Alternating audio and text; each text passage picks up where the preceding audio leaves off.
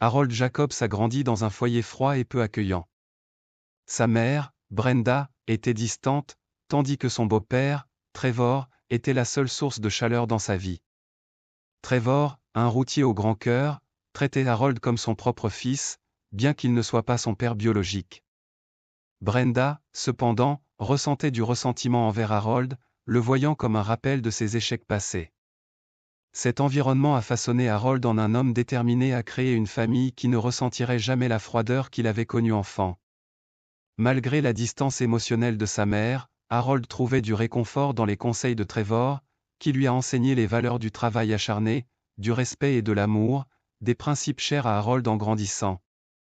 Au lycée, Harold a rencontré Sandra, qu'il croyait être celle avec qui il construirait la famille aimante qu'il avait toujours voulu.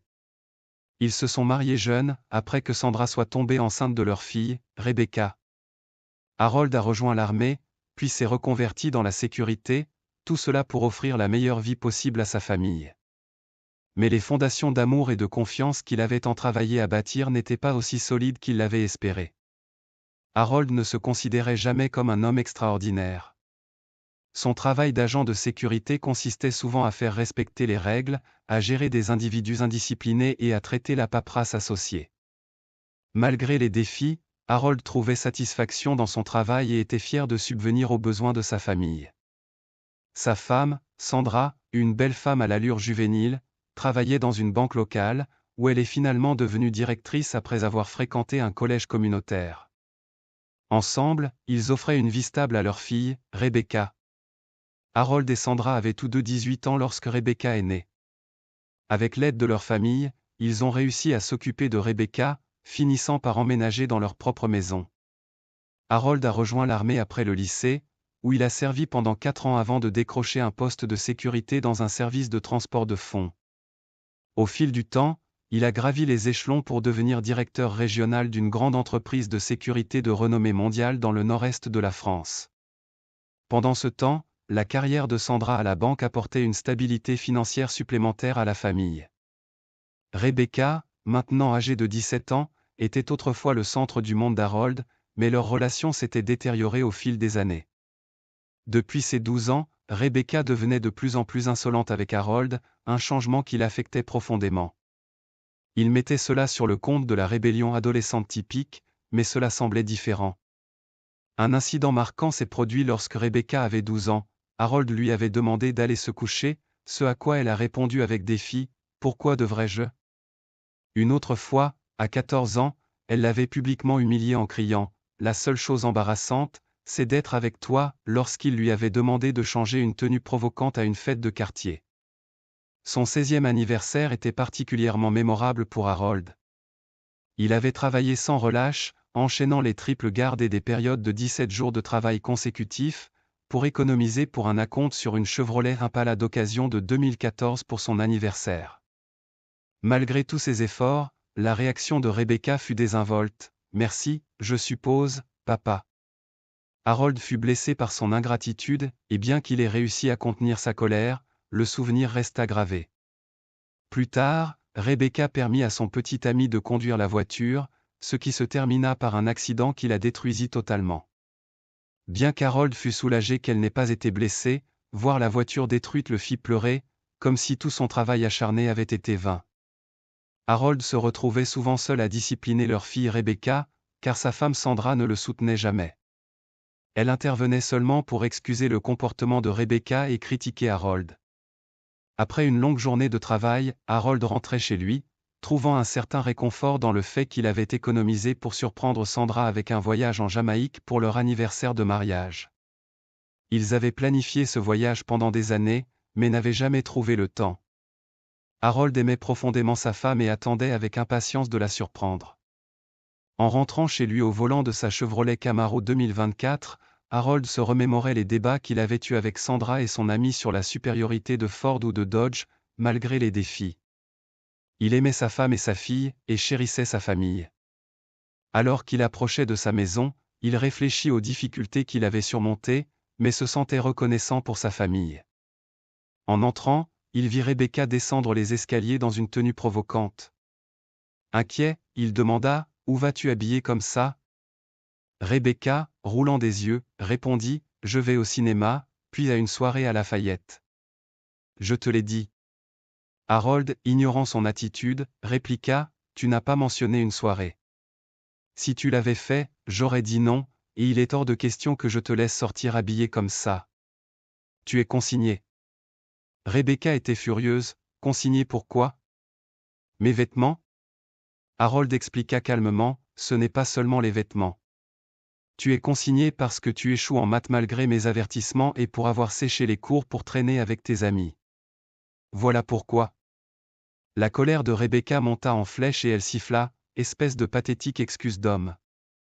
Maman et moi aurions dû te quitter depuis des années. » Sans réfléchir, Harold gifla Rebecca, l'envoyant sur le canapé. Choqué par son propre geste, il la fixa avec une intensité froide avant de parler fermement, « Si tu vis sous mon toit, tu suis mes règles. Je ne tolérerai pas de manque de respect chez moi. Compris ? » Terrifiée, Rebecca acquiesça, « Oui, monsieur. » Bien, tu es consigné pour 3 semaines. Maintenant, va dans ta chambre. Ensuite, Harold alla chercher une bière dans le frigo, se préparant pour l'argument qu'il savait imminent avec Sandra. Après avoir fini sa boisson, il frappa à la porte de Rebecca. Entendant sa petite voix, il entra et vit qu'elle avait pleuré. Malgré tout, elle restait sa fille et il l'aimait. « Chérie, je suis désolé de t'avoir giflé. Cela n'aurait pas dû arriver, mais quand tu m'as traité de loser, quelque chose en moi a craqué. Je t'aime, mais je ne tolérerai pas qu'on me manque de respect dans ma propre maison. Si quelque chose te dérange, nous devons en parler.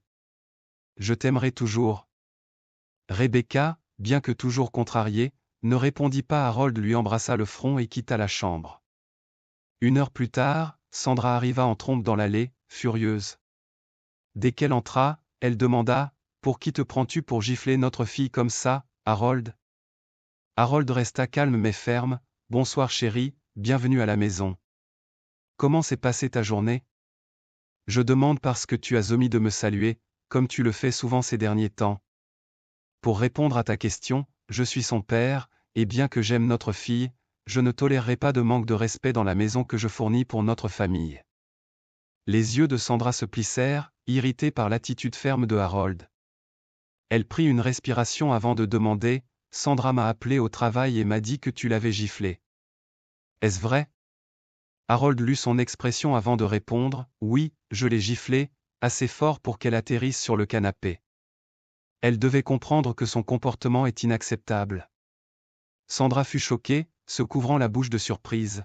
« Alors, tu vas simplement gifler notre fille à chaque fois qu'elle te répond ? » La colère de Harold grandit, bien qu'il restât calme, « Non, mais je la disciplinerai quand elle nous manque de respect. » T'a-t-elle dit pourquoi je l'ai giflée ou as-tu simplement pris sa parole pour argent comptant ?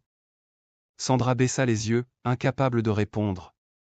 Harold continua, « Elle était habillée de manière inappropriée pour une soirée dont elle ne m'avait jamais parlé et elle a séché les cours toute la semaine. Le directeur m'a appelé aujourd'hui, mais tu n'as pas vérifié les appels manqués ou les messages, n'est-ce pas ? » Sandra admit doucement, « Non, je ne l'ai pas fait. » Au moins, tu l'as admis. Mais ce n'est pas pour ça que je l'ai giflée. Je l'ai fait parce qu'elle m'a traité de pathétique excuse d'homme et a dit que vous auriez dû me quitter depuis des années. Sandra était abasourdie, « Elle t'a dit ça ? » Oui, notre fille m'a dit cela en face. Ce n'est pas la première fois qu'elle me manque de respect et tu as toujours été là pour la protéger des conséquences. Je ne suis pas parfait, mais je travaille dur pour cette famille. Je me lève à 4 heures du matin, je travaille 60 heures par semaine et je gère des plaintes, des contrats et des clients sans fin, et pourtant, je trouve encore le temps d'assister à chaque événement scolaire, à chaque match et d'aider avec ses devoirs. Mais quand je la discipline pour avoir franchi une limite, c'est moi le méchant. » Sandra resta sans voix, voyant la douleur et la colère dans les yeux de Harold alors qu'il parlait. Il prit une grande respiration et dit, « Je vais faire un tour en voiture. J'ai besoin de me vider l'esprit. » Il partit, laissant Sandra stupéfaite dans le salon. Harold conduisit sans but, cherchant à échapper à tout cela. Il se sentait comme un distributeur automatique ou un paillasson pour sa famille, se demandant comment les choses avaient pu si mal tourner. Soudain, son téléphone sonna. S'attendant à ce que ce soit Sandra ou Rebecca, il vit que c'était sa mère. Il répondit seulement pour entendre sa voix en colère, « Qu'est-ce qui te prend, bon sang ? Bonjour maman, ne me dis pas bonjour comme si de rien n'était. Sandra et Rebecca viennent de m'appeler. Elles m'ont dit que tu avais frappé Rebecca et insulté Sandra. Tu as perdu la tête ? Non, maman, juste ma patience. » Sur ce, Harold raccrocha. Harold aimait sa mère jusqu'à un certain point, mais leur relation était tendue. Brenda Logan avait toujours été froide, ne lui montrant jamais ni amour ni compassion. Son père les avait abandonnés quand Harold était né, et Brenda avait clairement fait comprendre qu'elle croyait qu'Harold ne valait rien, tout comme son père. Il n'y avait aucun lien nourricier entre eux et elle ne manquait jamais une occasion de lui rappeler sa mauvaise opinion de lui. La vie de Harold a changé quand sa mère a rencontré Trevor Jacobs alors qu'il avait 1 an. Trevor était un phare d'amour pour Harold et Brenda. Trevor traitait Harold comme son propre fils, lui enseignant des leçons de vie et le défendant même lorsque Brenda était trop dure. Bien que Brenda n'ait jamais montré beaucoup d'amour à Harold, les mauvais traitements finirent par cesser et ils se toléraient simplement l'un l'autre. Trevor aimait Harold tellement qu'Harold prit son nom de famille après que Brenda et Trevor se soient mariés. Ils eurent un fils, Adam, qui devint le chouchou de Brenda. Adam utilisait souvent Harold pour se sortir d'affaires et lui prenait tout, amis, argent de poche et affection. Seul Trevor traitait les 2 garçons de manière égale, les aimant et les disciplinant équitablement. Harold finit par s'éloigner, ne parlant principalement qu'à Trevor. Lorsque la fille de Harold, Rebecca, est née, Trevor était le seul membre de la famille à soutenir Harold et Sandra. Adam tenta même de flirter avec Sandra en l'absence de Harold, mais Trevor y mit un terme. À la fin de sa vie, le testament de Trevor surprit tout le monde en partageant 500 000 € également entre Harold et Adam lorsqu'ils eurent 24 ans. Adam en voulut à Harold pour cela, se sentant en droit de recevoir toute la fortune car il était le fils biologique. Harold utilisa sa part pour acheter une maison pour sa famille après avoir quitté l'armée. Revenant au présent, Harold savait qu'il devait rentrer à la maison. Après avoir regardé le coucher de soleil dans un ancien drive-in, il se dirigea vers chez lui. À son arrivée, Sandra l'attendait. Elle s'excusa de ne pas avoir pris en compte ses sentiments concernant Rebecca et admit qu'elle prenait souvent parti pour leur fille, ce qui faisait passer Harold pour le méchant. Harold sourit, « C'est tout ce que je demande, chérie. Je t'aime et Rebecca. Vous êtes mon monde, il suffit de me soutenir et de me donner le respect que je te donne. » Sandra répondit. « Je t'aime aussi, Harold. » Ils s'embrassèrent, et Harold sortit 2 billets en première classe pour la Jamaïque, révélant son voyage surprise pour leur anniversaire. Ravie, Sandra sauta dans ses bras en l'embrassant sans arrêt. Dans les jours qui suivirent, la situation s'améliora chez les Jacobs. Sandra cessa de saper l'autorité d'Harold et respecta son rôle de chef de famille. Bien que Rebecca ne parlât toujours pas beaucoup à Harold, son attitude s'améliora, elle arrêta de sécher les cours et ses notes commencèrent à remonter. Même la mère d'Harold réduisit ses appels incessants. Harold remarqua que son frère Adam rendait visite plus souvent, ce qui semblait remonter le moral de Rebecca, mais sinon, tout se passait bien. Un jour, en nettoyant la maison avant leur voyage, Harold et Sandra organisaient le garage et le grenier.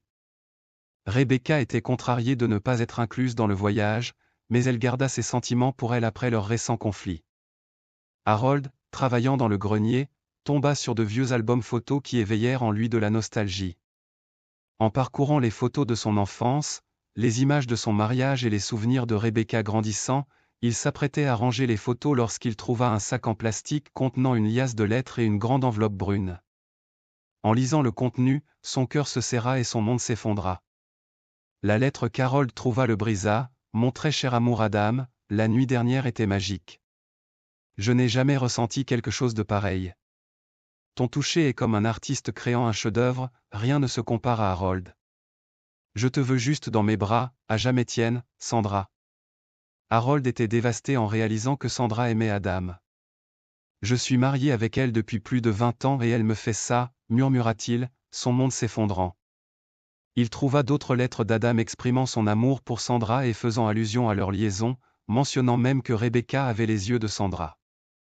Ensuite, Harold découvrit un test ADN prouvant que Rebecca n'était pas sa fille biologique. Il se sentit trahi et engourdi, se demandant si toute sa famille connaissait la vérité. Harold décida qu'il avait besoin de preuves.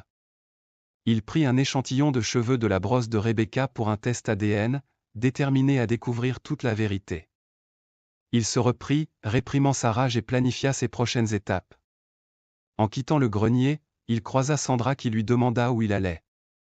Harold contrôla sa colère et mentit calmement, disant qu'il avait besoin de fournitures pour le grenier et qu'il irait chercher le dîner.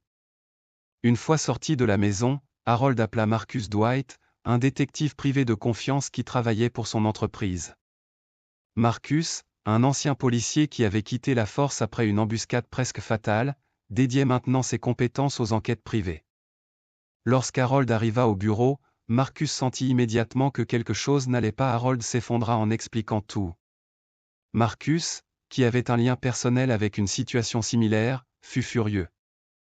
Il se souvenait d'un ami qui avait découvert que sa fille n'était pas la sienne et avait tout perdu dans les retombées, ce qui avait conduit à un incident tragique au tribunal. Voir Harold dans une telle douleur réveilla ses souvenirs, et Marcus prit la situation à cœur, déterminé à aider Harold à découvrir la vérité. Harold, essuyant ses larmes, se leva. D'abord, je dois confirmer si Rebecca est ma fille. Il sortit un sac contenant ses cheveux. En fonction des résultats, nous déciderons de la suite. Deuxièmement, je veux les détruire, pas illégalement, mais d'une manière qui leur fasse ressentir la douleur et l'humiliation que je ressens. Marcus sourit. Laisse-moi m'en occuper. Il montra à Harold une pièce remplie d'équipements de surveillance. Tout cela est légal tant que c'est utilisé sur ta propriété ou des appareils à ton nom. J'aurai besoin de ta permission pour tout installer. Harold accepta en signant les papiers. Je poserai les caméras quand personne ne sera à la maison. Tu n'as pas besoin de savoir où elles sont, fais-moi confiance, elles captureront tout. Je respecte ce que tu fais, Harold, et je comprends ta douleur. Se sentant soutenu, Harold acquiesça. Marcus lui donna également l'adresse d'un laboratoire de test ADN à proximité, suggérant qu'il pourrait déposer l'échantillon ce jour-là. Déterminé, Harold accepta. Commençons dès maintenant. Après avoir quitté le bureau de Marcus, Harold appela son avocat et meilleur ami, Charles Darwin. Charles, il faut que je te voie. Il s'est passé quelque chose de grave. Retrouve-moi à mon bureau dans 1 heure. Charles répondit. Quand Harold arriva, Charles fut choqué par l'apparence de son ami. Que s'est-il passé, Harold? Sandra et Rebecca vont bien? Harold s'effondra en racontant les événements de la journée. Charles était furieux pour Harold. Ils ne sentiront pas comme ça. Légalement, tu peux surveiller tout ce qui se trouve sur ta propriété ou des appareils à ton nom.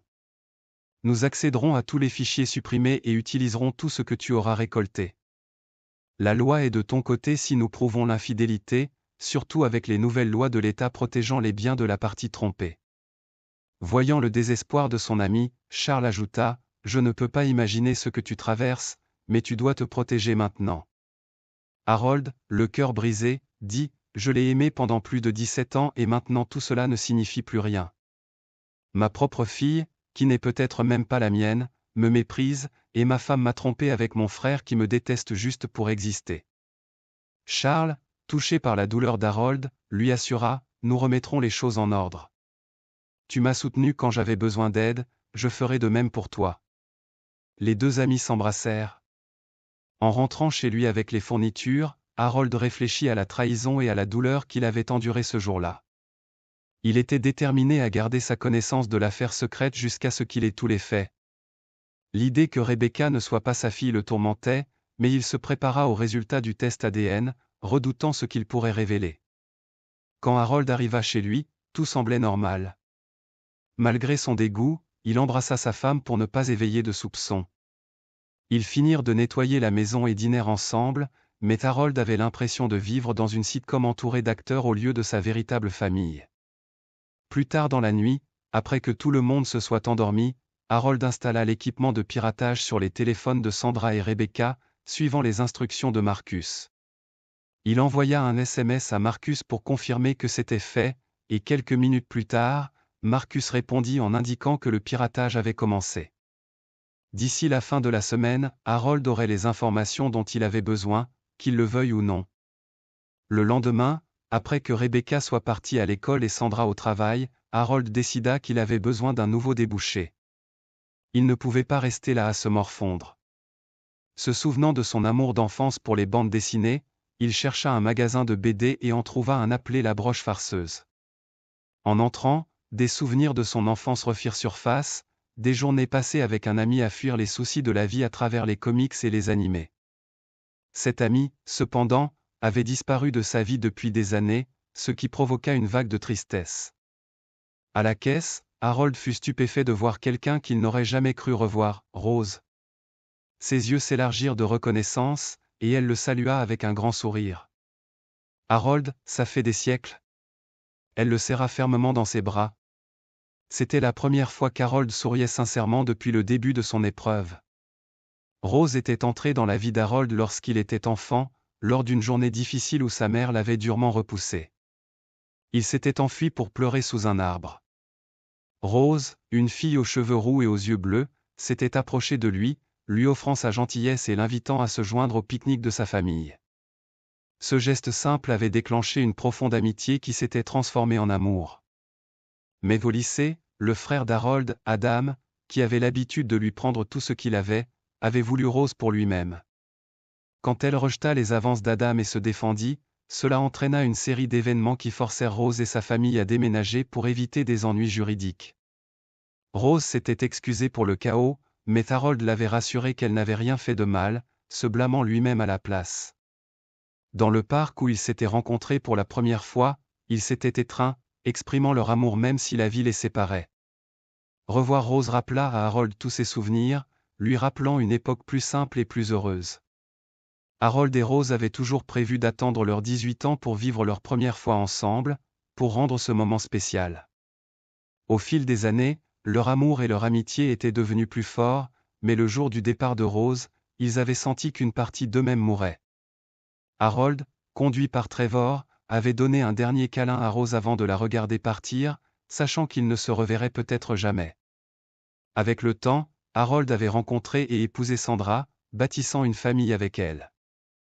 Maintenant, après toutes ces années, ils se retrouvaient réunis avec Rose. Harold, je n'arrive pas à croire que ça fait si longtemps, dit Rose, les larmes aux yeux. Malgré les années, elle était devenue une belle femme, semblant toujours jeune à 33 ans, avec ses cheveux roux courts, ses yeux bleus et ses tatouages. Elle conservait encore le charme qui avait captivé Harold. Rose, tu es magnifique, répondit Harold, la faisant rougir. Ils décidèrent de rattraper le temps perdu pendant la pause de Rose, se dirigeant vers une petite salle de repos dans la boutique de BD qu'elle possédait. Harold fut surpris et impressionné. Tu es propriétaire de cet endroit? Comment ça s'est passé? Rose expliqua qu'après la mort de ses parents dans un accident de voiture, elle avait découvert qu'ils avaient une police d'assurance vie et un fonds en fiducie de la part de ses grands-parents, totalisant 2 millions d'euros. Avec son amour pour les bandes dessinées et une formation en gestion, elle était revenue en ville, avait acheté le local et l'avait transformé en la boutique de ses rêves, vivant à l'étage supérieur. Harold était fier de son succès.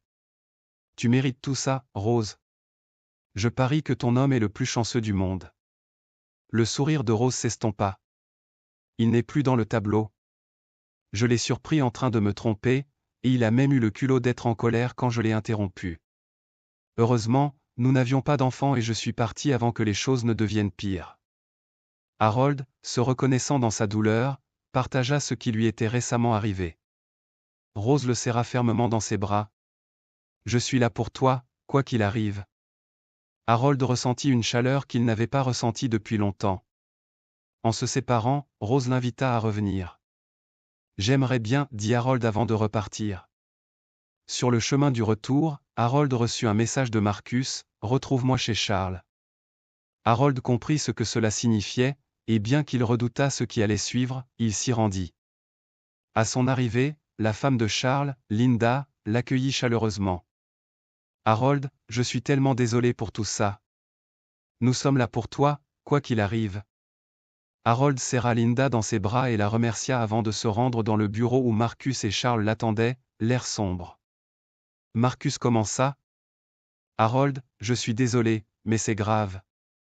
Nous avons trouvé plus de textos et de vidéos. Ils ont eu une relation intermittente depuis la naissance de Rebecca, et il y a pire, le test ADN a confirmé que tu n'es pas le père de Rebecca. Harold, submergé par la douleur et l'humiliation, s'effondra. Marcus lui offrit une gorgée de sa flasque pour l'aider à se calmer, puis continua. Nous avons également découvert que ta mère et Rebecca étaient au courant de l'affaire depuis que Rebecca avait 12 ans, à peu près au moment où tu as remarqué un changement. Le cœur d'Harold se brisa en lisant les documents, des discussions entre Rebecca et sa mère exprimant leur haine pour lui, leur plaisir à vivre à ses dépens et leur plan pour le divorcer après la remise des diplômes de Rebecca.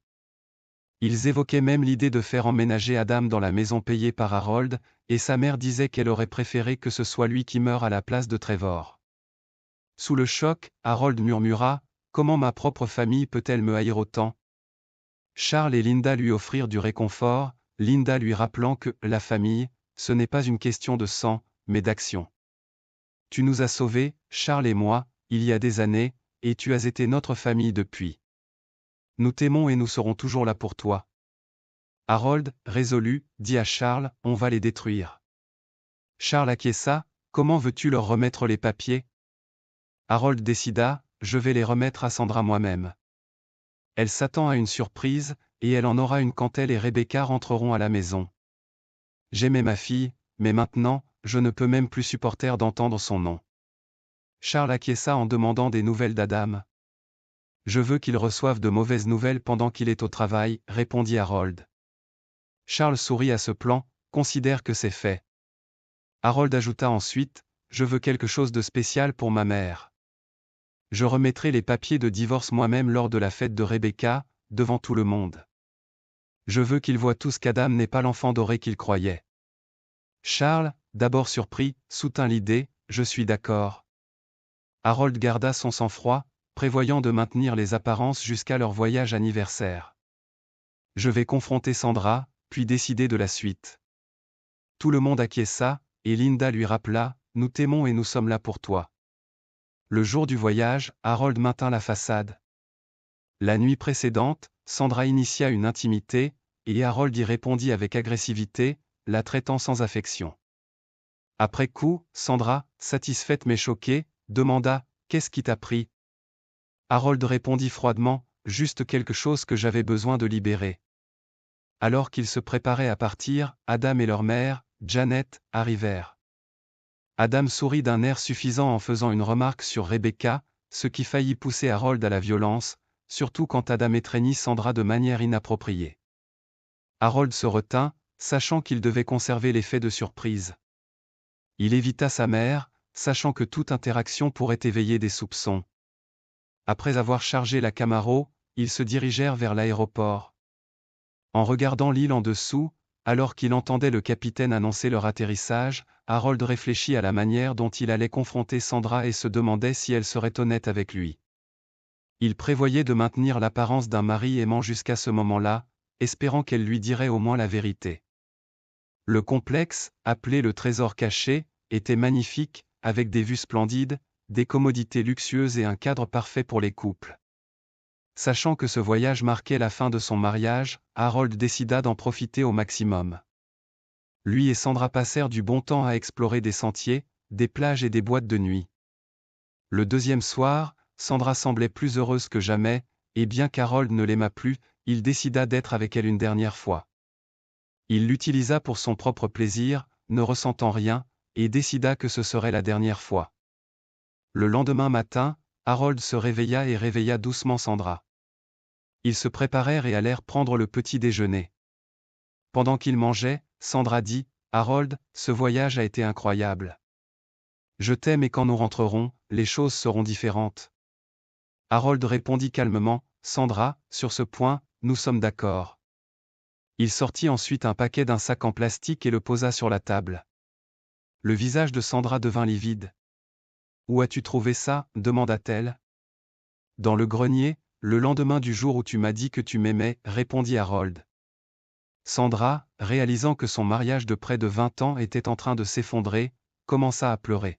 « Je peux expliquer, c'était une erreur. » Harold rit amèrement. « Une erreur ? Oublier quelque chose à la maison est une erreur. Tromper et faire élever par ton mari l'enfant d'un autre homme est un choix. Assume-le au moins. En pleurs, Sandra expliqua, ça a commencé 1 an après que nous avons commencé à sortir ensemble. Nous avons eu une dispute, et j'étais bouleversé.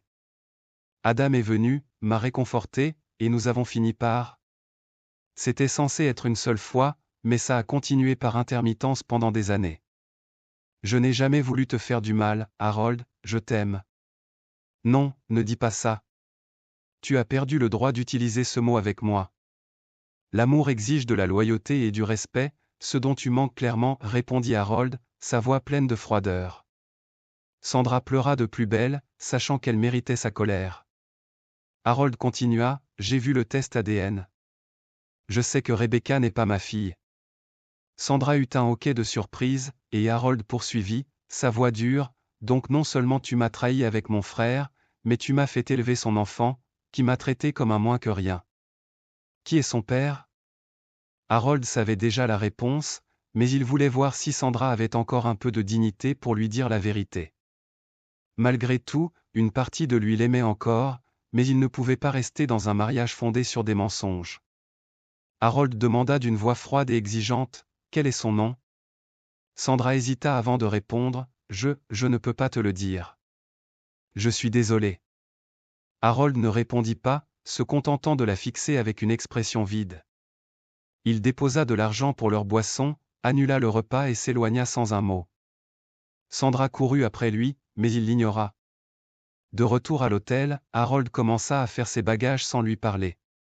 Comprenant qu'il en avait fini avec elle, Sandra fit également ses bagages. Harold prit un vol plus tôt, laissant Sandra arriver chez eux 2 heures plus tard. Quand Harold rentra, il trouva Adam qui l'attendait avec un sourire suffisant. Avant qu'Adam ne puisse parler, Harold le confronta, je sais tout sur toi et Sandra.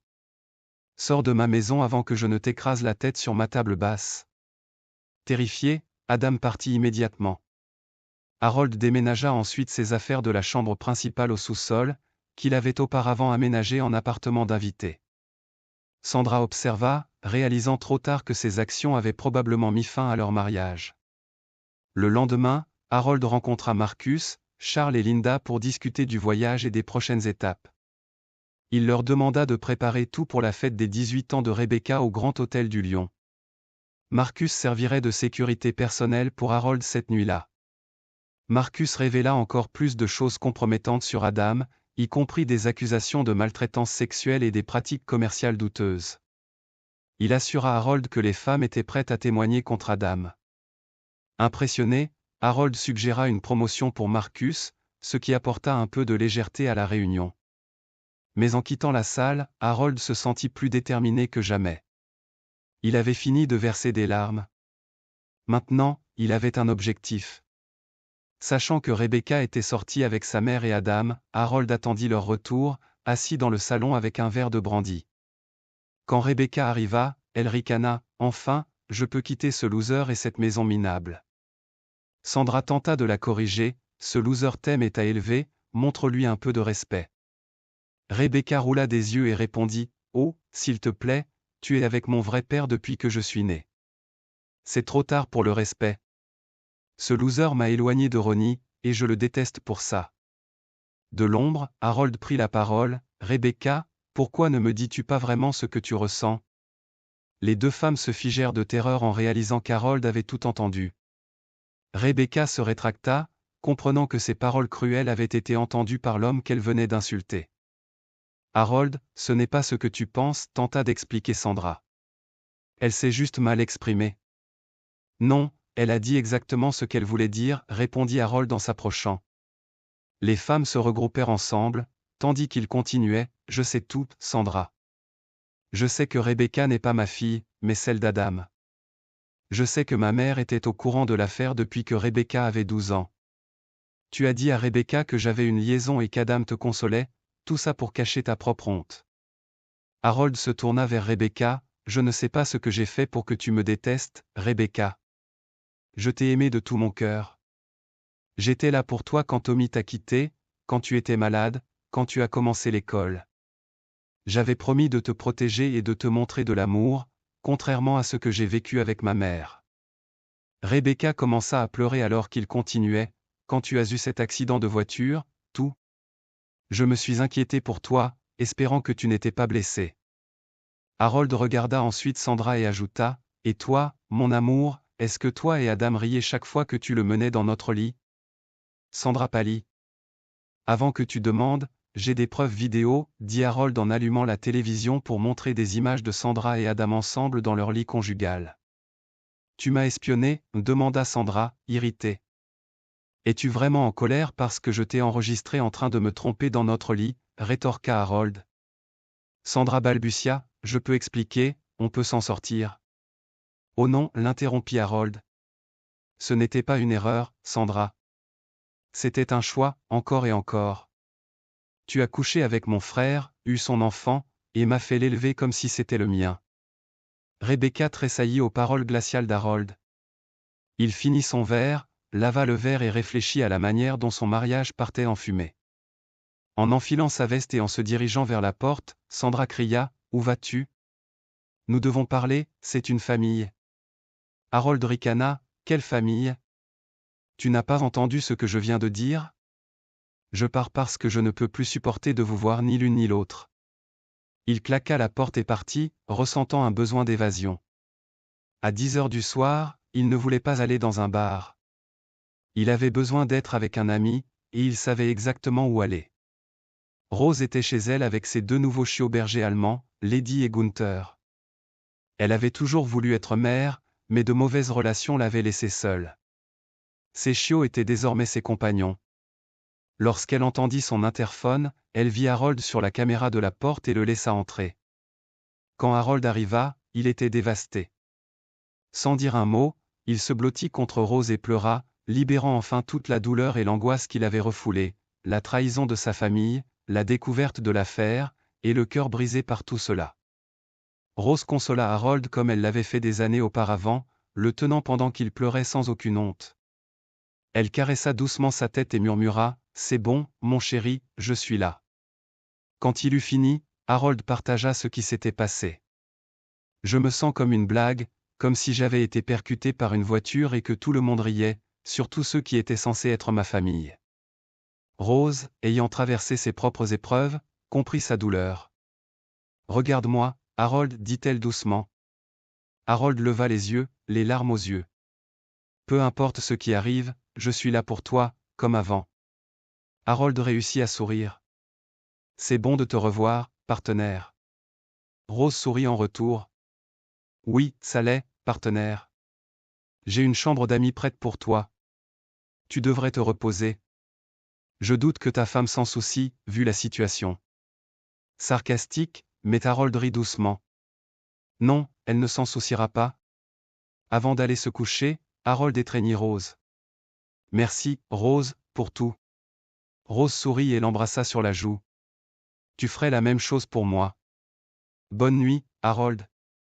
Bonne nuit, Rose, répondit Harold alors qu'ils se rendaient chacun dans leur chambre, d'anciens sentiments commençant à refaire surface. Le lendemain matin, Harold se réveilla à l'odeur du bacon et des œufs. En entrant dans le salon, il vit Rose cuisiner, ses 2 chiots à ses côtés. « Bonjour, beau gosse. J'espère que tu n'as rien contre les œufs avec du spam, des oignons et du fromage. J'ai aussi du bacon et du pain grillé, dit-elle chaleureusement. Ça a l'air parfait. On dit que la faim est le meilleur des assaisonnements, répondit Harold, reconnaissant que son ancienne petite amie connaissait encore bien son chemin en cuisine. Rose lança un torchon dans sa direction en plaisantant. « Tu doutes de mes compétences, monsieur ? » « Pas du tout, madame, répondit Harold en riant tous les 2 en partageant le petit déjeuner. Rose demanda, « Qu'est-ce que tu vas faire maintenant ?» Harold réfléchit un moment. « Au début, je pensais qu'on pouvait arranger les choses, mais après avoir vu ces lettres, ces messages et ces vidéos. Non, il n'y a rien à réparer. J'ai déplacé mes affaires au sous-sol, mais à terme, je veux qu'il quitte ma maison. Rebecca a 18 ans maintenant, donc elle n'est plus ma responsabilité. Je prévois de poursuivre Adam pour pension alimentaire et pour atteinte à l'affection. Et j'ai aussi quelque chose en tête pour ma mère. » Rose hocha la tête, comprenant sa détermination. « Je veux être là pour toi, comme avant. » Tu le es déjà, Rose, plus que tu ne le sais, répondit Harold, tous deux ressentant la tension entre eux. Le téléphone d'Harold sonna, c'était Rebecca. À contre-séhur, il répondit, « Qu'est-ce que tu veux ? Papa, je suis désolé pour tout. » Tu n'étais pas censé le découvrir comme ça, dit Rebecca, la voix tremblante. Tout d'abord, je ne suis pas ton père, alors ne m'appelle pas comme ça. Et comment étais-je censé le découvrir, rétorqua Harold, amer. Rebecca hésita, puis demanda, eh bien, comme tu le sais, je veux aller à l'université. Comment vas-tu gérer les paiements? Les études coûtent cher. Harold fut stupéfait par son culot. Rose agita la main devant son visage pour le ramener à la réalité. Lentement, Harold répondit, laisse-moi bien comprendre. Après que toi et ta mère m'avez montré à quel point vous me méprisiez et m'avez révélé que j'avais élevé l'enfant d'un autre homme, un enfant qui me déteste, tu as le culot de me demander de payer pour tes études? Rebecca, imperturbable, répondit, fais-le déjà. Tu es légalement mon père, donc tu es obligé de m'aider. Va te faire foutre, s'emporta Harold. Tu es adulte maintenant, et je n'ai aucune obligation de faire quoi que ce soit. Si tu veux aller à l'université, demande à ton vrai père de payer pour ça. Ne me contacte plus jamais. Il raccrocha et bloqua son numéro. Se tournant vers Rose, Harold dit, il faut que je m'occupe de tout ça. Ni Harold ni Rose ne pouvaient nier les sentiments qui les liaient. Leurs regards se croisèrent, remplis de désir, et bientôt ils s'embrassèrent, un baiser sincère, passionné et plein d'amour. Soudain, Harold se recula, arrêtant le baiser. Rose, je suis désolé. Tu es en souffrance, et j'en ai profité. Je n'aurais pas dû. Harold plaça doucement un doigt sur ses lèvres. Tu n'as rien à te reprocher, Rose. Il est clair que nos sentiments n'ont jamais vraiment disparu, ils ont juste dormi longtemps. Rose, je t'aime. Je n'ai jamais cessé de t'aimer, Harold. Depuis le jour où nous nous sommes séparés jusqu'à maintenant, avoua Rose, sa voix pleine d'émotion. Harold écarta une mèche de cheveux de son visage et essuya une larme. Mais je te respecte, Rose, ainsi que mes vœux. Je dois d'abord remettre les papiers du divorce à Sandra.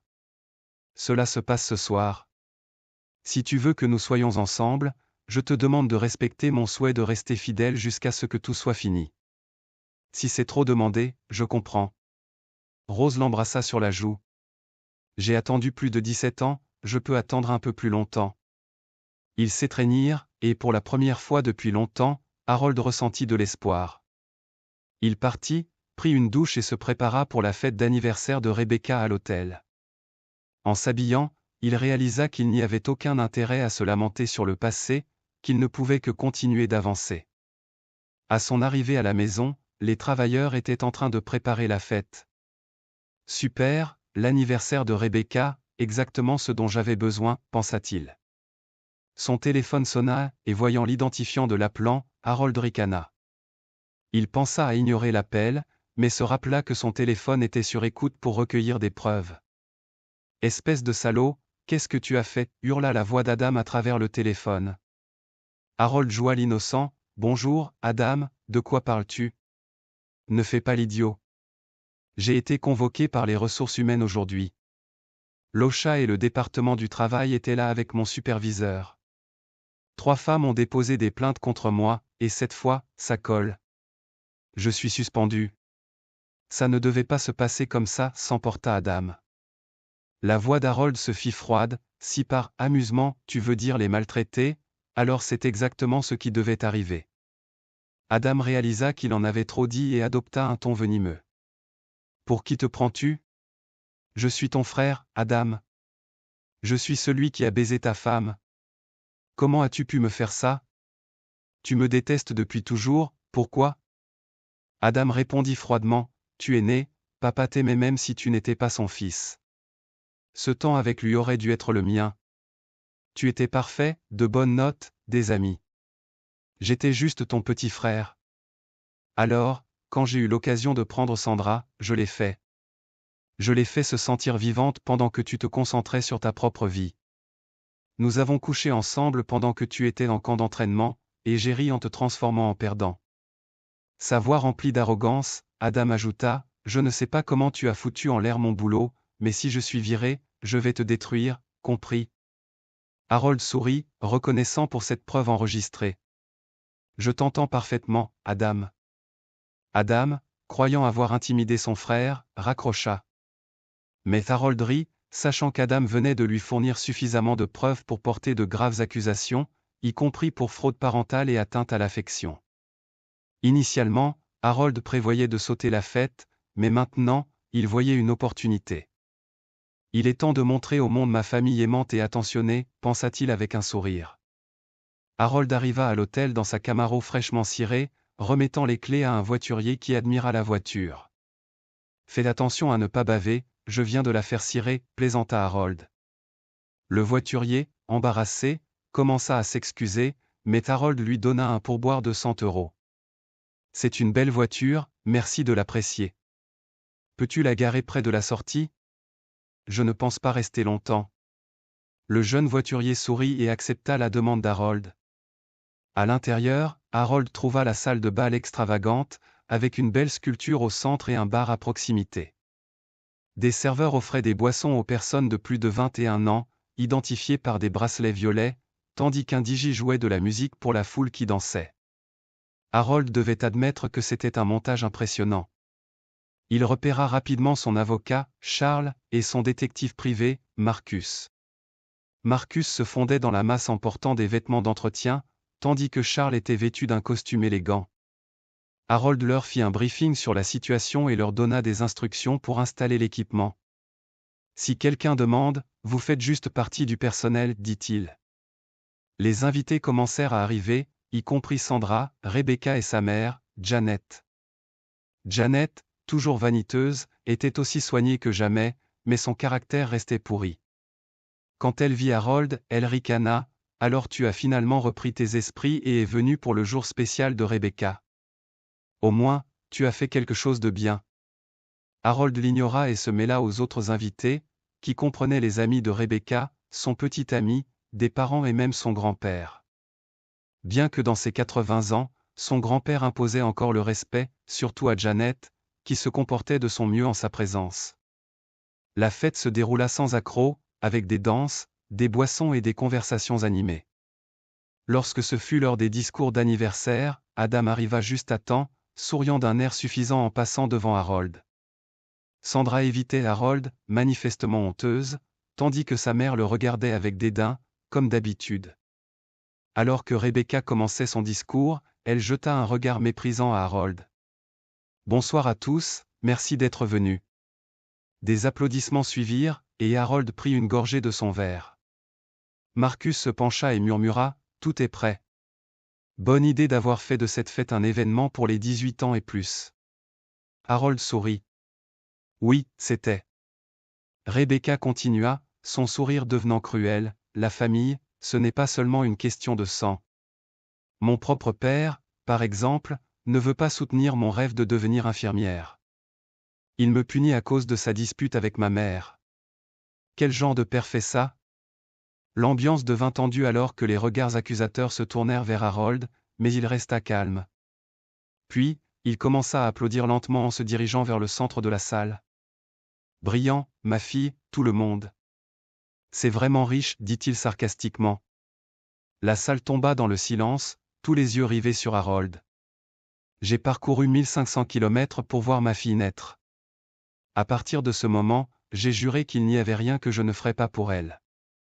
Elle était mon cœur, mon soleil et ma lune, mais quelque part en cours de route, quelque chose a changé. » Harold sortit ensuite une télécommande et activa un projecteur qui affichait des messages révélant que Rebecca savait qu'Harold n'était pas son père, sa manipulation et son rôle dans la dissimulation de l'affaire de sa mère avec Adam.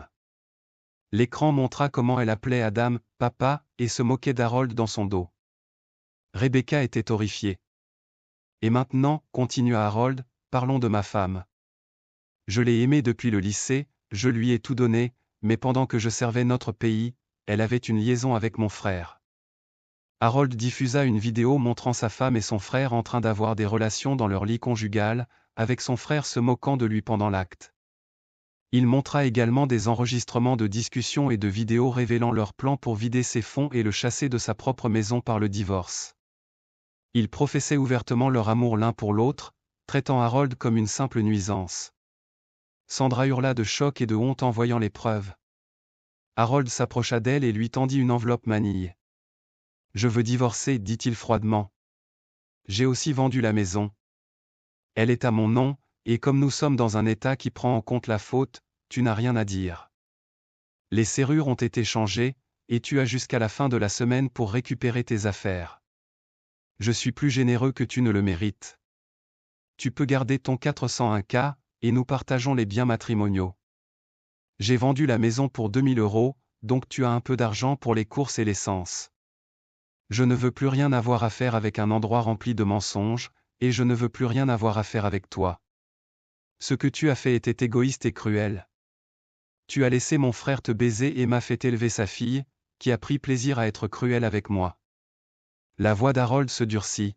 « Si tu t'opposes à moi, je te détruirai avec les preuves que j'ai montrées, et plus encore que je n'ai pas encore révélées. Tu perdras tout, et Adam devra te vendre pour payer le loyer. Peut-être que ta fille pourra faire la vaisselle pendant que tu te vends pour t'en sortir, toi, la prostituée. » Sandra quitta la salle de bal, humiliée, suivie par sa fille. Harold continua de s'adresser à la foule stupéfaite. « Parlons maintenant de ma famille de sang. » Il marqua une pause, observant la réaction des invités. Rebecca avait raison, le sang ne fait pas la famille. Voici mon frère Adam. En plus d'être un salaud qui vole les femmes des autres, commençons par le début. J'ai 1 an de plus qu'Adam. J'ai été élevé par un homme nommé Trevor Jacobs. Des photos de Trevor apparurent à l'écran. Il est le seul de ma famille qui m'aimait vraiment. Mon père biologique est parti avant ma naissance. Trevor m'a élevé comme son propre fils, et je suis celui que je suis aujourd'hui grâce à lui. Puis Adam est né. Je ne sais pas pourquoi il me détestait autant, ou pourquoi il m'a trahi en me faisant élever son enfant, mais je vais le laisser vous l'expliquer.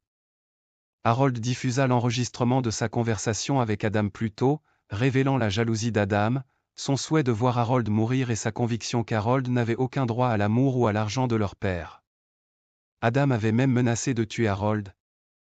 Harold se tourna vers son frère. « Tu n'as plus besoin de t'inquiéter d'être mon frère, car en ce qui me concerne, tu es mort pour moi le jour où j'ai découvert que tu baisais ma femme. » Adam se jeta sur Harold, mais Harold l'esquiva et lui asséna un coup de poing puissant dans les côtes, faisant s'effondrer Adam. Marcus, jouant son rôle de sécurité, menotta rapidement Adam. « Tu es en détention jusqu'à l'arrivée de la police, pour ta sécurité et la mienne, dit Marcus. » Adam gémit de douleur, luttant pour rester conscient. Harold lui tendit une enveloppe. « Tu as été servi, enfoiré. » Adam lança un regard de haine pure à Harold, qui retourna ensuite au centre de la salle. Harold se tourna alors vers sa mère. « Et maintenant, ma mère ? Appelons-la simplement Janet, parce que bon sang, qu'elle me déteste. Elle savait pour l'affaire et trouvait parfaitement normal que je sois trahi par son fils préféré. » Il afficha des images des discussions et vidéos de Janet soutenant ouvertement l'affaire entre Adam et Sandra, ainsi que des conversations où elle et Rebecca critiquaient Harold. Le mépris du public pour la famille grandissait encore, mais Harold n'avait pas terminé. Il sortit un journal en cuir brun. Le visage de Janet devint livide. « Maman a tenu un journal depuis ma naissance. Selon elle, mon père était un salaud égoïste qui a fui quand il a découvert qu'elle était enceinte.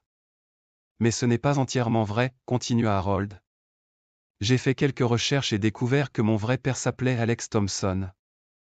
Alex et Janet se sont rencontrés au lycée, et pendant leur dernière année, Janet a décidé qu'elle voulait des enfants. Cependant, Alex a clairement dit qu'il n'était pas prêt et a toujours insisté pour utiliser une protection, demandant même à Janet de prendre la pilule. Mais Janet a menti, disant qu'elle était sous pilule, car il lui faisait confiance. Il prévoyait de se marier jusqu'à ce qu'elle tombe enceinte. Janet était ravie, pensant qu'elle aurait enfin sa famille heureuse, mais les parents influents d'Alex n'aimaient pas l'idée que leur fils soit piégé. Ils ont engagé les meilleurs avocats pour lui dire qu'elle pouvait garder le bébé, mais qu'elle l'élèverait seule. Harold fit une pause, observant la réaction du public, puis continua, « Alex a renoncé à ses droits parentaux, brisant le rêve de Janet d'avoir une famille parfaite. À partir de ce moment-là, elle a vraiment commencé à me haïr, avant même que je ne sois né.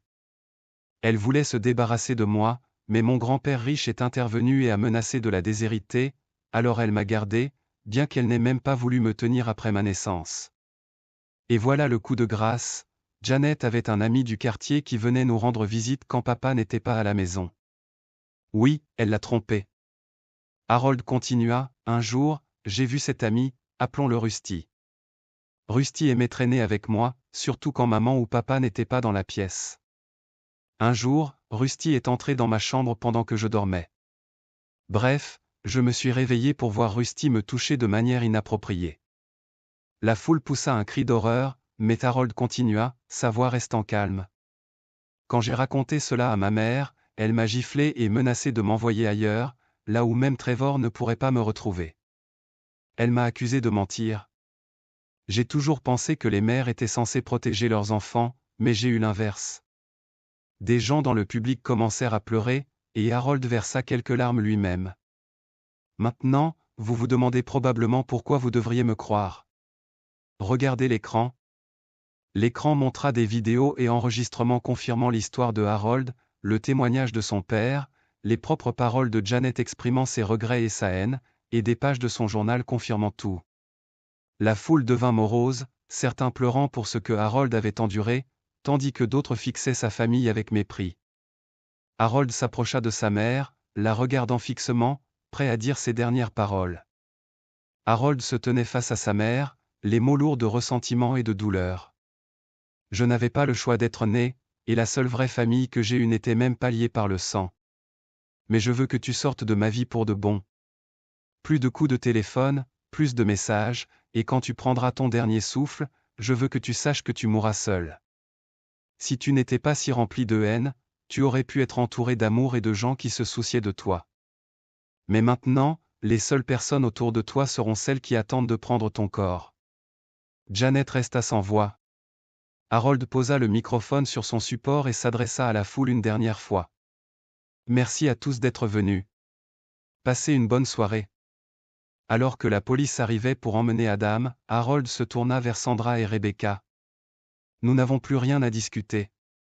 Nous ne sommes plus une famille en aucun sens du terme. Si vous avez des questions, parlez à mon avocat. Je veux que vous sortiez toutes les deux de ma maison, et emmenez cette belle-mère avec vous. Janet, reprenant sa contenance, tenta de l'insulter, espèce de pauvre excuse d'homme, dès que tu sortiras d'ici, tu ne seras plus mon fils. Harold la regarda froidement et répondit, je prends ce rôle avec plaisir, puis il lui fit un doigt d'honneur avant de tourner les talons. Harold remercia Marcus avec une accolade et une poignée de main. Merci pour tout. Marcus sourit, si je pouvais obtenir quelques jours de congé pour cela, je l'apprécierais. Harold sourit en retour, considère tes 2 semaines de vacances approuvées. Fais-nous juste savoir quand tu veux les utiliser. Marcus hocha la tête, puis demanda, tu vas t'en sortir? Quelque chose me dit que tu ne veux plus être ici. As-tu un endroit où aller? Harold hocha la tête, oui, j'ai un endroit. Plus tard dans la nuit, Rose se réveilla au bourdonnement de l'interphone de son appartement. Voyant que c'était Harold, elle le laissa entrer sans dire un mot. Ils s'étreignirent et s'embrassèrent avec une passion qu'ils n'avaient pas ressentie depuis des années. Ils firent l'amour toute la nuit. Le lendemain matin, Harold se réveilla avec Rose allongée sur sa poitrine. Lorsqu'elle se réveilla, elle sourit et l'embrassa. Bonjour, dormeur. Bonjour, belle, répondit Harold. Alors qu'elle était allongée sur sa poitrine, Rose demanda, comment ça s'est passé hier soir? Harold soupira, c'était comme regarder un beau mensonge mourir, mais pour une fois, la vérité est en fait meilleure que le mensonge ne l'aurait jamais été. Rose l'embrassa doucement. Je t'aime, Harold. Je ne veux plus jamais te perdre. Je me battrai pour que cela n'arrive pas. Harold la serra contre lui. Je ressens la même chose, mais j'ai un petit problème. Rose le regarda avec inquiétude, qu'est-ce que c'est? Harold soupira, j'ai vendu ma maison et je me retrouve sans abri. Est-ce que je pourrais rester ici un moment? Ce ne sera pas long, je te le promets, j'ai juste besoin d'eux. Avant qu'il puisse finir, elle l'embrassa à plusieurs reprises.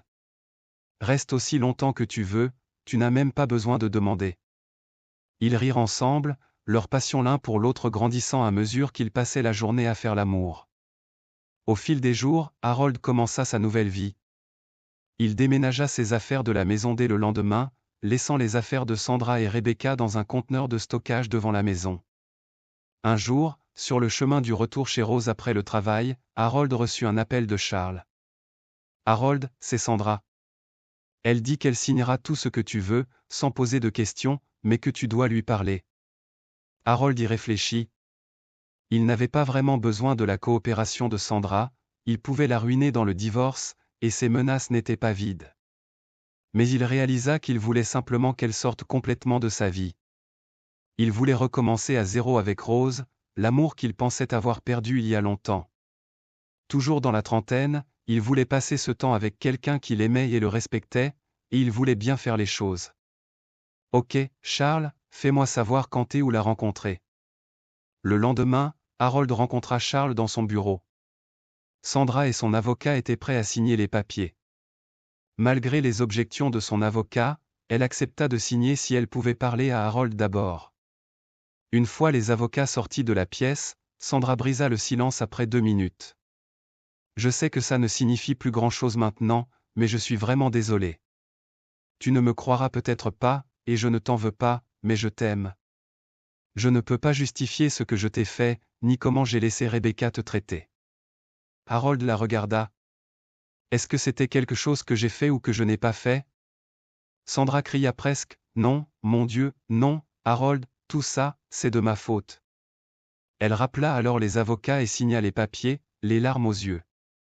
Elle dit à Harold que Rebecca resterait avec elle et s'excusa une dernière fois avant de sortir de sa vie pour de bon. 3 mois plus tard, Harold reçut un appel d'un numéro inconnu. C'était un avocat qui demandait à le rencontrer. Ils se rencontrèrent dans le bureau de Charles. « Bonjour, monsieur Jacobs, merci de me rencontrer. Je suis ici pour vous informer que votre grand-père, Michael Williams, a déshérité votre mère en raison des événements de cette nuit-là. Il m'a demandé de vous transmettre ce message, car il est incapable de parler en raison de son état. » L'avocat fit une pause, puis lut une lettre. « Mon cher petit-fils, je suis tellement désolé de ne pas t'avoir protégé de ce que tu as traversé. J'étais en colère contre ta mère, mais je n'avais aucune idée de ce que tu as souffert. Elle m'a éloigné de toi, et cela nous a empêchés de construire un lien plus fort. Je te laisse ma fiducie de 500 millions d'euros. Utilise-la sagement pour construire plutôt que pour détruire. Ta mère y avait droit, mais étant donné les événements récents, je te cède également sa part. J'aurais aimé que nous puissions aller pêcher une dernière fois. Ces moments étaient parmi les meilleurs de ma vie, et je t'en remercie. J'étais fier de toi le jour où tu as porté le même uniforme que moi et le jour où tu as pourvu aux besoins de ce que tu croyais être ta famille. Puisses-tu utiliser ce cadeau pour commencer un nouveau chapitre avec une vraie famille. Je t'aime, Harold Jacobson, et je suis fier de l'homme que tu es devenu. Sincèrement, le vieux bonhomme. » Harold versa des larmes, non pas à cause de l'argent, mais parce que quelqu'un d'autre que Trevor, un parent de sang, l'aimait vraiment. Il avait pensé que son grand-père avait cessé de le voir parce qu'il ne se souciait pas de lui, mais c'était sa mère qui les avait séparés. Il partagea la nouvelle avec Rose, qui fut heureuse pour lui, mais elle le surprit en disant « Nous allons te faire un contrat prénuptial dès que possible. » Harold était sur le point de répondre, mais elle leva la main. « Harold, je t'aime et je sais que tu m'aimes, mais tu mérites quelqu'un de fiable et loyal. Laisse-moi faire ça pour te le prouver. » Harold sourit et répondit « Je suis amoureux de mon âme sœur, pas de son portefeuille. » D'accord, beau gosse, mais je choisis le dîner de notre lune de miel, plaisanta-t-il. Rose l'embrassa et dit « Marché conclu. » Avec le temps, beaucoup de choses changèrent. L'ancienne famille d'Harold fut rejetée par tous. Les gens étaient dégoûtés par la manière dont il l'avait traité et ne voulaient plus rien avoir à faire avec eux. Adam perdit son emploi à cause des accusations de harcèlement sexuel et des scandales entourant son entreprise, ainsi que du procès pour atteinte à l'affection et des arriérés de pension alimentaire. Il finit par vivre dans une caravane à la périphérie de la ville. Sandra fit face à des accusations de fraude parentale et risqua la prison, mais Harold témoigna en sa faveur, son dernier acte de gentillesse envers elle. Elle fut placée en probation et devait subir des tests ADN obligatoires si elle tombait à nouveau enceinte. Avec ses fonds épuisés par les frais de justice et d'avocat, elle n'eut d'autre choix que d'emménager avec Adam. Rebecca ne fut plus jamais la même après la fête. Ses amis l'abandonnèrent, incapables de croire qu'ils avaient été amis avec quelqu'un d'aussi cruel. Lorsqu'elle réalisa que son père biologique ne l'aimait pas et l'avait seulement utilisé pour blesser Harold, elle fut anéantie. Après des années à maltraiter l'homme qui l'avait élevée comme sa propre fille, elle se retrouva dévastée. Incapable de se payer l'université, elle devint plongeuse dans le même hôtel où sa fête d'anniversaire avait eu lieu. Elle tenta de demander pardon à Harold, mais il refusa d'avoir quoi que ce soit à faire avec elle. Janet fut détruite après la confrontation d'Harold à la fête. Personne dans la famille ne lui parla de nouveau. Après le départ d'Harold, son père la gifla et la déshérita pour ce qu'elle avait fait à Harold. Pour quelqu'un comme Janet, qui valorisait l'image plus que tout, ce fut le coup ultime. Elle fit une crise cardiaque dans une chambre d'hôtel, et comme Harold l'avait prédit, les seules personnes présentes à son enterrement furent le prêtre et le fossoyeur.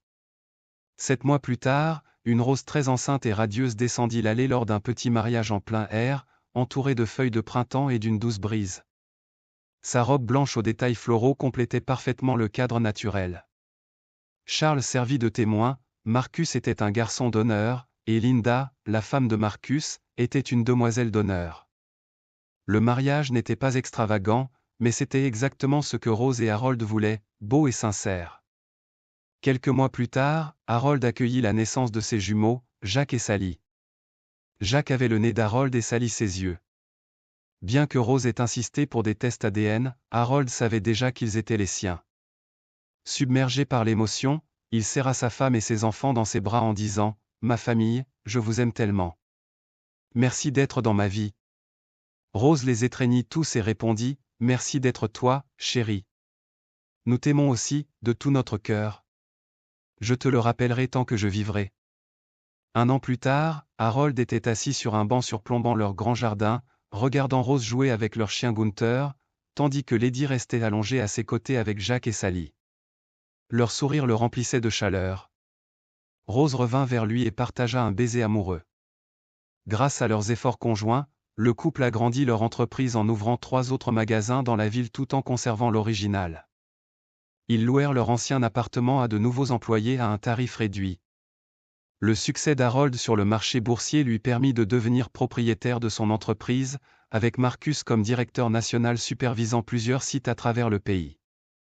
Alors qu'Harold admirait sa magnifique femme dans sa robe d'été rouge et noire, il pensa « Je suis l'homme le plus chanceux du monde. » Les années passèrent, et Harold et Rose continuèrent à construire une vie pleine de bonheur et de prospérité. Ensemble, ils élargirent leur entreprise, tout en restant fidèles aux valeurs qui les avaient rapprochés. Leur foyer devint un lieu de joie et de paix, où leurs enfants grandissaient entourés d'amour et de soutien. Un soir, alors que le soleil se couchait, Harold et Rose se retrouvèrent sur leur terrasse, contemplant la beauté simple de leur vie ensemble. « Je n'aurais jamais imaginé que la vie pourrait être si belle, » dit Harold, serrant la main de Rose. « C'est grâce à toi, » répondit-elle avec un sourire tendre. Leur amour avait survécu aux tempêtes, et maintenant, ils récoltaient les fruits de leur persévérance. Merci d'avoir suivi cette histoire jusqu'à la fin.